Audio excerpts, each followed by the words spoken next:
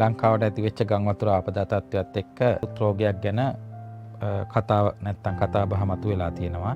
ඒ තමයි මේ මී උණ කියන රෝගී තත්ත්වය. එහෙමත් නැත්තම් අපි ලෙප්ටොස්පයිරෝසිස් කියලා හඳුන්වන රෝගී තත්ත්වය. මේකට මී උණ කියන එක නම හැදෙන්න හේතුව තමයි මේක මීයා මාර්ගයෙන් නැත්තම් මීයාගේ මුත්‍ර හරහා තමයි මේ අදාළ විස බීජය මේක බැක්ටීරියා වර්ගයක් මේක ව්‍යාප්ත වීම සිද්ධ වෙන්නේ. ඇත්තටම මේක ගං වතුර ආපදාවලදී බහුලව දකින්න හම්බ වෙනවා. ඒක ගං වතුර ආපදාවකට පස්සේ හැබැයි ඊට අමතරව කුඹුරු සහ ඒ මඩෙහි නැත්තම් වතුර සහිත ස්ථානවල රැකියා කරන අයට මේ රෝගය සම්බන්ධයෙන් විශේෂ අවධානයක් යොමු කරන්න සිද්ධ වෙනවා. මේ රෝගය හැදෙන එක වළක්ව ගන්න පුළුවන් නම් නැත්නම් රෝගය පැතිරෙන එක වළක්ව ගන්න පුළුවන් නම් ඒක වඩා හොඳයි. බහුලව භාවිතා කරන මේක එකම ඖෂධය නොවුනට බහුලව භාවිතා කරන ඖෂධයක් තියෙනවා.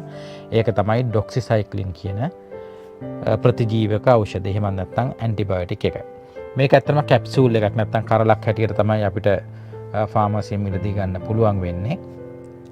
මේකේ එන ප්‍රමාණය තමයි මිලිග්‍රෑම් 200. මේ රෝගය වැළැක්වීම සඳහා අවශ්‍ය මේ ඖෂධය ලබා ගන්න පුළුවන් මුදල් ගෙවලා ෆාමසියෙන් ඊට අමතරව රජයේ අනුග්‍රහය සහිතව MOH ඔෆිස් හරහා අපිට පුළුවන් මේ ඖෂධය අවශ්‍යයට අදාළයට ලබා ගන්න. ඒ ගං වතුරක් තිබුණා කියලා ඔබ වතුර තියෙන පැත්ත පළාතකටවත් යන්නේ නැති කෙනෙක් නම් ඔබ මේ ඖෂධය ලබා ගැනීමේ අවශ්‍යතාවයක් නැහැ. නමුත් ඒ ව්‍යසනයට අදාළ වෙච්ච ඒ වගේ වතුර රැඳෙන ස්ථානවල ඔබට ගැවසෙන්න සිද්ධ වෙනවා නම් කටයුතු කරන්න සිද්ධ වෙනවා නම් වැඩ කරන්න සිද්ධ වෙනවා නම් ඔබට යම්කිසි අනතුරක් තියෙනවා මේ රෝගය වැළඳීමේ.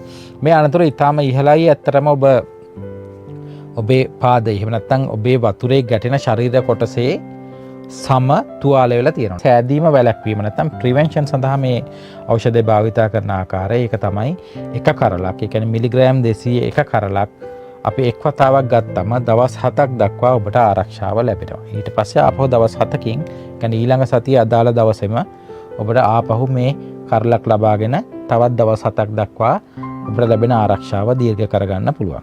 එහෙනම් එක කරලක් එක්වරක් සතියකට සැරයක් ලබා ගනිමින් ඔබට අනතුර තියෙන සම්පූර්ණ කාලය පහව යන තෙක් ඔබට මේ බෙහෙත නැවත නැවත ලබා ගන්න පුළුවන්.